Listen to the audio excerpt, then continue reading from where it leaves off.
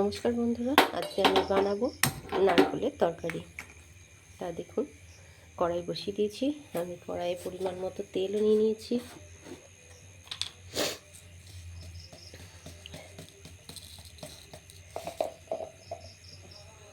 এই দেখুন, এখানে আমি নিয়ে নিয়েছি আদা, জিরে, শুকনো লঙ্কা, হলুদ গুঁড়ো সব নিয়ে নিয়েছি। দেখুন, তেল হয়ে গেছে। আমি দিয়ে দিলাম গোটা জিরে ফোড়ন।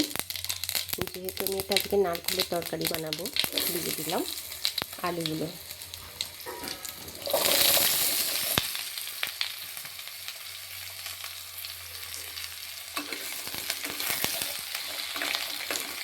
এটাকে আমি ভালো করে লাল লাল করে কষিয়ে নেব।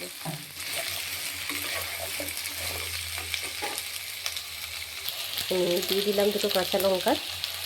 যেহেতু ওখানে লঙ্কা গুঁড়ো রেখে দিয়েছি মশলাতে, তাই আমি এখানে কাঁচা লঙ্কা দিয়ে দিয়েছি। দেখুন, লাল লাল করে আমি ভেজে নিয়েছি। এবার আমি মশলাটা দিয়ে দেব।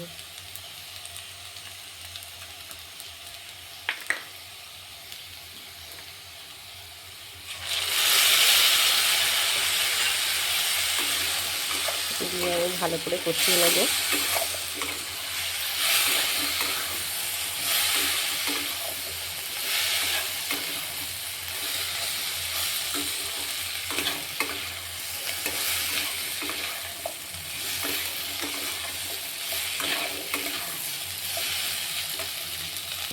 দেখুন, ভালো করে কষানো হয়ে গেছে। এবার আমি জলটা দিয়ে দেব।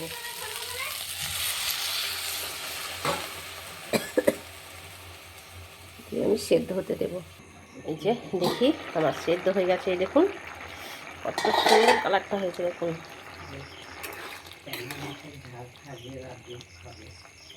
এই দেখুন কত সুন্দর আলুগুলো সেদ্ধ হয়ে গেছে। এবার আমি এই যে পোড়ানো নারকেল দেখছেন, এটাকে আমি দিয়ে দেব।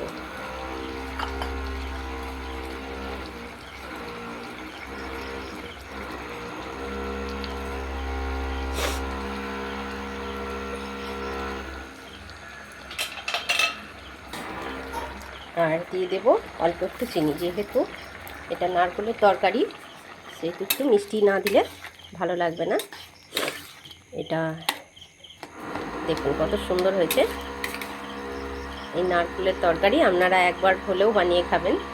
এটা আমার মা রান্না করতো, আমার খুব ভালো লাগতো, তাই আমি আজকে বানিয়ে আপনাদেরকে দেখালাম। একবার হলেও বানিয়ে খেয়ে দেখবেন, কত সুন্দর লাগে। নমস্কার।